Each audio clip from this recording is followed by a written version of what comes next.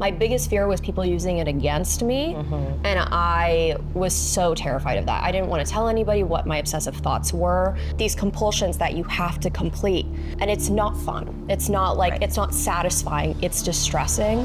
Hi, I'm Nicole Rafiee. I have OCD, and today I am with psychiatrist April Toure, and we're gonna make matcha today. Have you ever had matcha? I have. I'm like newly into matcha, but I've like literally never made matcha. Okay, cool. All right, I love matcha. These tongs are not being used for the matcha. Okay, I was just wondering how that all works in. Cool. No, I have this thing with tongs on my channel, and I'm like constantly, like, it was just the first thing that I had in my apartment that I was like pointing to things, like when I would be explaining, you know, different topics. Anyway, the tongs have nothing to do with OCD, nor do they have anything to do with matcha, but would I have been taught a W motion? A nice W motion across the board. So while we're whisking, this is super soothing, actually. I know this is. Let's talk about mental illness. Yeah, let's do that. Why don't we just do like a hard pass to mental illness? But I am just wondering if you could talk a little bit about what OCD has meant to you, and maybe talk a little bit about what it even looks like. What does it mean? Yeah, for me, I mean, I didn't even know what OCD was. I think that's the issue, is that OCD is so unknown. Of people have an idea of what OCD looks like, and every person's OCD looks different to them, but the way that it's portrayed in the media is kind of like this very standard thing where you just imagine somebody who has an obsession with cleaning or obsession with organization, and it seems like it's more of a personality quirk than it is a distressing thing, which is kind of what led me to not knowing I had OCD for so long. The best way to describe it is it's something that I will have an obsession or a theme or something that I deeply care a lot about, and my mind will attach itself to that thought, and I will have these needs to basically reassure myself that I'm okay or that I'm safe, or if things are true or not true. And the only way that I can do that is by going through these obsessions and thoughts and compulsions. Compulsions. Yeah. Oh my God, literally the second word. Yeah, the other side of the coin. Obsessive-compulsive disorder. And these compulsions that you have to complete. And it's not fun. It's not it's not satisfying, it's distressing, and it's repetitive, and it's never closure. It's never closure. It's this non-ending cycle where you feel the need to complete some sort of task, but the task is never complete. And so it's exhausting. And it sounds like that's part of what you feel like people sometimes miss, is that distress piece of it. Absolutely. Yeah. I think that's a really helpful thing to clarify though, right? That it's not just I have a preference, or I have this thing that I really like. Yeah. I think the part that really does make it stand out from just I'm doing this thing because it feels good, is that there's so much distress that comes with it. Yeah. The sticky thoughts, that's how I usually describe it, is the obsessions are sticky thoughts. We all have passing thoughts that come to our mind, but like you said, imagine that thought won't go away until you do this thing to get rid of it. Yeah, exactly. And that thing doesn't feel good either. Exactly. So I think that it's really awesome that you're willing to talk about what that has looked like for you. Yeah, so, absolutely. what did that journey look like for you to get to the point of being able to name it and say, this is what I have, this really sucks, I need some help with this? I had no idea that I had OCD. There was definitely people in my life growing up who were diagnosed with OCD who have said to me in the past, you're kind of showing signs like me. Have you ever gotten tested for OCD? And I'm I'm not gonna worry about that, probably not. It doesn't, of course I think about it well, I'm not repeatedly checking the stove. It doesn't look like what you saw. Exactly. And I'm a relatively clean person, but I am not obsessively clean. And so I thought to myself, clearly that's not my journey, that's not me. How was it showing up for you at the time? For me, it was showing up of thinking a lot of fear that people in my life were dying or dead or not okay. And so a lot of harm obsessions. And, for example, my friend would be, not answering their phone for a while, for a few hours. And my first thought, not immediately to think rationally, they're probably busy. Right. Or thinking rationally, it's Googling bus crashes in their city. Their name. Yes, exactly. Yeah. And checking. And those are the things you'd have to do to get rid of those I would thoughts. have to. And constantly worrying about family members. I started struggling in college with, I just always thought I was pregnant. And not just a month. I thought I was like constantly at a state of like 8 months pregnant, ready to pop. And like, I had no reason to believe I was. I wasn't showing any like symptoms or anything, but it like stemmed from me watching a show when I was little called like I Didn't Know I Was Pregnant. And like just... Your brain like latched onto that. Yes, absolutely. And it latched onto it even when I was a kid, even when I was a child, like it latched onto it. So you said it was a long journey and you started to see these things along the way that maybe some people in your life was like, maybe this is OCD. But when did it get to the point where it just kind of came to a head and you had to like get some help? It wasn't until COVID actually, and my mom was diagnosed with 2 cancers, which doesn't really help the whole, you know, worrying about health. Worrying about others, that doesn't really help with that. And then on top of that, I knew something was up with me. Everyone knew how much I was an anxious person, but this was like to a different extent. But once I started like sneaking out of the house in the middle of the night to go take pregnancy tests, like from CVS, and then like tossing them and hoping no one would find them, and giving myself panic attacks, and also at the same time like simultaneously worrying about my mom's health and COVID, I was like, this seems more than just anxiety. This seems like it's a bigger thing. And once like the depression was getting overwhelming with it all, like it was affecting my quality of life, and like genuinely like thinking to myself like I would be maybe better off not here because of how every single day is such a struggle with all my thoughts. I was like, I think I need to talk to somebody, which is what I started CBT, cognitive behavioral therapy, and where I got screened for OCD. And even though CBT didn't end up working for me with my OCD, it was still so clarifying that somebody invalidated me and said to me, like, you are showing symptoms of OCD, and these are what your obsessions are, these are what your compulsions are. Where I really found help was when I started ERP, which is exposure and response prevention therapy, and started medication, like for OCD. Those two, like the combination of those 2 things, that was like the best thing that I could have done for myself, truly. I think you're highlighting though why it's so important to like know exactly what you're dealing with. And I hate that it got to the point where you were literally becoming depressed because of the OCD that wasn't being treated. But to your point, like OCD, though it is a type of anxiety disorder, it's its own type of anxiety disorder. So types of therapies like cognitive behavioral therapy that may work for other types of anxiety are not the best treatment for OCD. So I'm really glad that you were able to get to the right treatment for you.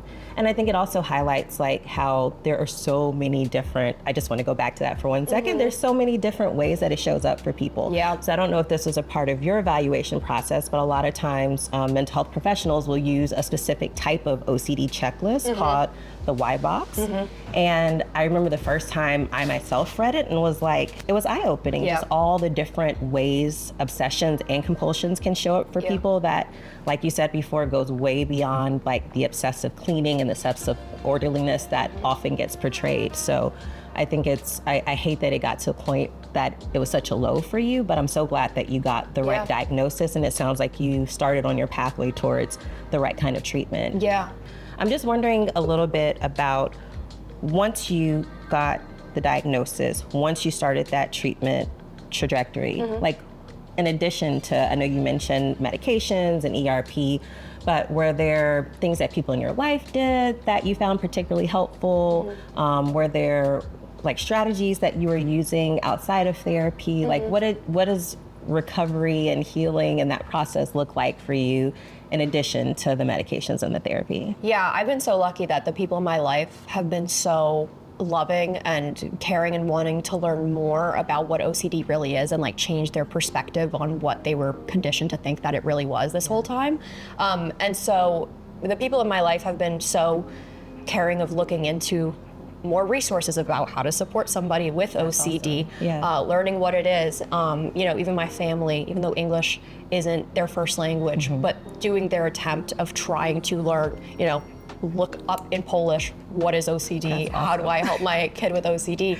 But the main thing that I did have to tell my close circle of friends, which I was recommended to by my therapist, is to not let them give into my reassurance seeking. Right. Which is so That can be really hard. because I wanted them to give me that reassurance so bad. And was it hard for them to hold the line? Because that part can be really hard too. Some people, like my boyfriend, it's difficult for him. He wants to give in because he just wants to help so bad, and wants to give me the okay. Like if I'm asking, like, am I a bad person? Do you think I'm a bad person? Of course he wants to give me that peace and give me, no, you're not a bad person. Right. But I do have some friends who they love me so much, but they are.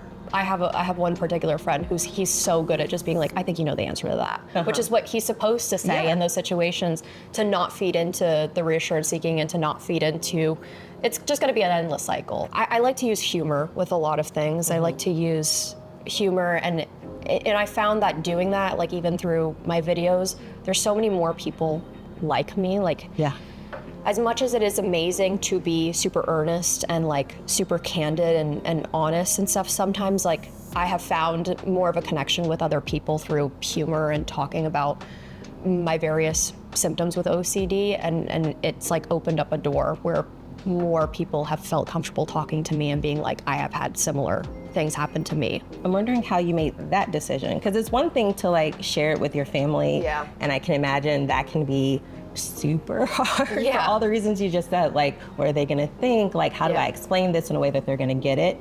But then how do you like kind of know, how did you know that this was something that you felt comfortable sharing with like a broader audience? At first, the very first thing I said after I got diagnosed was, I'm not gonna tell anybody. Like, this is gonna be like a secret I take to my grave. Like, I'm not gonna tell a single soul. My biggest fear was people using it against me, and I was so terrified of that. I didn't wanna tell anybody what my obsessive thoughts were.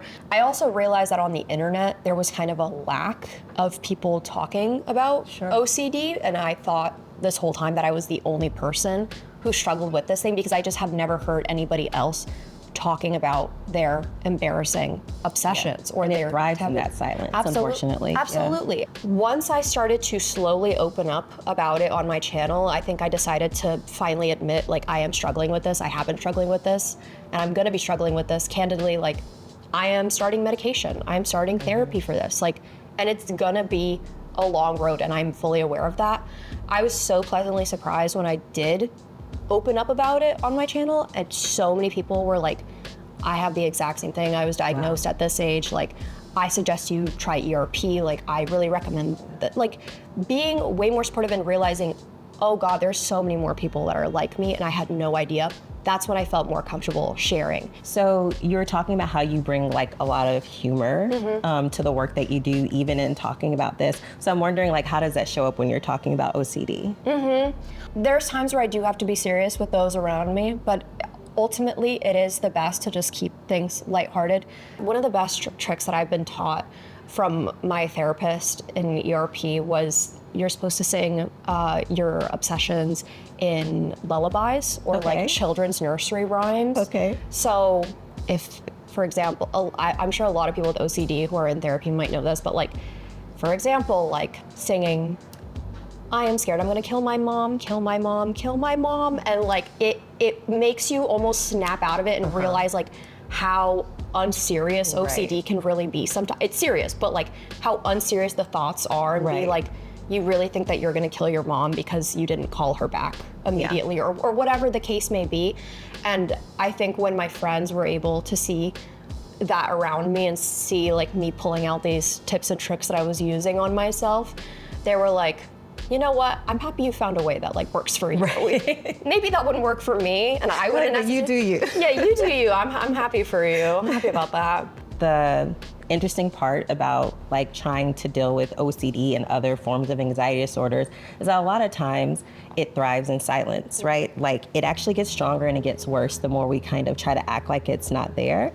And part of the work that you're doing in ERP is actually riding that wave of distress that comes when these thoughts come to light, and you resist the behaviors that have helped to like tamp it down real quick. So you mentioned like how your boyfriend will, like, he wants to see you feel better. He wants you to like, you know, think well of yourself. So of course he's gonna like feel like, I need to give the reassurance.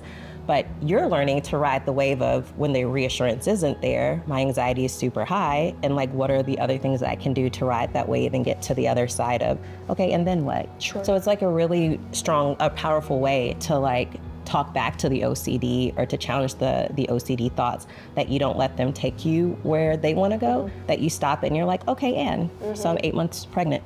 And what about it? Yeah. Is there any advice that you have or anything that you think is really important for people to know about OCD, about approaching treatment, whatever it may look like? Absolutely. I think the best thing that you can do for yourself is to look into psychiatrists in your area, look to get screened, look for a trusted doctor or a type of situation where you feel like you can get comfortably screened and talk about your emotions. And I would even start like writing down some things that are distressing to yourself. That's a really so that good you idea. can present yourself. Because honestly, I went to therapy and I didn't have anything to say my first time. Like I didn't even know why I was Yeah, it's like, there. what am I doing? Right, exactly. What am I supposed to say? And it didn't happen until like my third session where I was like, okay, so I am noticing a pattern with some things. Yeah. And that's when ultimately the ball started to get rolling. I think the sooner the better, because I always say this, but like the time is gonna pass anyway. And so Yeah. the time will pass whether you are diagnosed with OCD or you're not. Right. And so it's like, why would you not try and attempt to live a happier and healthier life if you are able to? Because the time is gonna pass. And so is the road to recovery potentially long? Maybe, maybe not, but the time will pass regardless. So you might as well go and attempt to get the help that you deserve. And like, I don't think I'd be like standing in this room talking to you right now, just in this situation in general, had I not ever been diagnosed.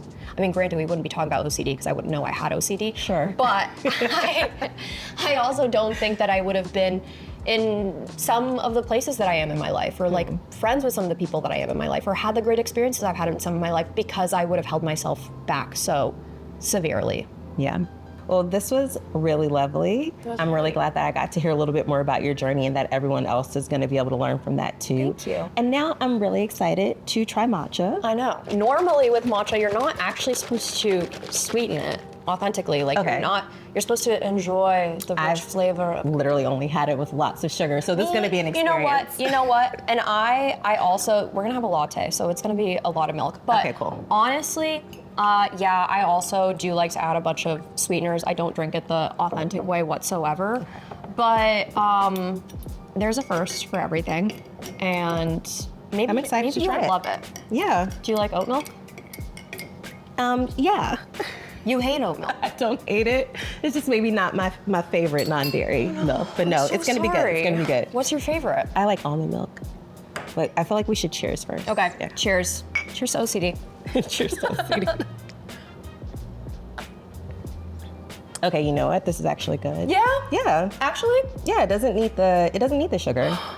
I like that the earthiness is really coming through. Yeah. Yeah, see, a lot of people think that matcha tastes like dirt. I've heard that, but I don't feel that way. No, I don't Yeah. either. I don't either. People don't know what they're talking about. Or grass, that is often said. It's like, Okay, maybe I can kind of see that a little bit, but like really good grass. It tastes really good. it is good grass. It's really good. It's good for you. No anxiety. I'm gonna be good after this. Yeah.